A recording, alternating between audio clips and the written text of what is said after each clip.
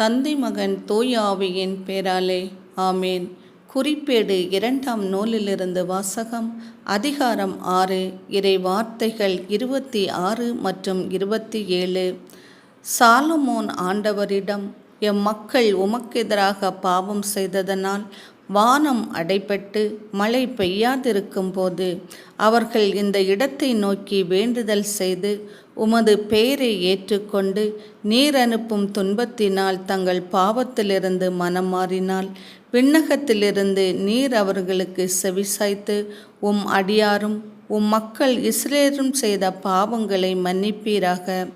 அவர்கள் நடக்க வேண்டிய நன்னறியை அவர்களுக்கு காட்டுவீராக.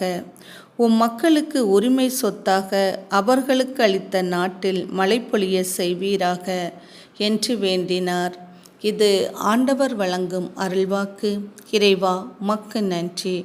விண்ணப்பத்தை கேட்கின்ற எம் அன்பின் பரலோக தகப்பனே, இந்த நாளுக்காக உமக்கு நன்றி ஏசப்பா. நன்றி. பாவங்களை மன்னிக்கின்றவரே நன்றி. கருணையால் எம்மை மூடுகிறவரே நன்றி. காருண்ய கர்த்தாவே, உமக்கு கோடான கோடி நன்றிகள் ஏசப்பா, நன்றிகள். அப்பா தகப்பனே, இன்றைய இறை வார்த்தைக்காக உமக்கு நன்றி ஏசப்பா. எம்முடைய தேசத்தில் யாராவது உமக்கெதிராக பாவம் செய்து அவர்கள் உம்மிடத்திலிருந்து மன்னிப்பை கேட்கின்ற போது நீர் அவர்களுக்கு மன்னிப்பு அருளி அவர்களுக்கு சேமத்தை கொடுக்கிற உமது மேலான கிருபைகளுக்காக உமக்கு நன்றி அப்பா, நன்றி. அவர்கள் செய்கின்ற வேண்டுதலை நீர் கேட்பீராக.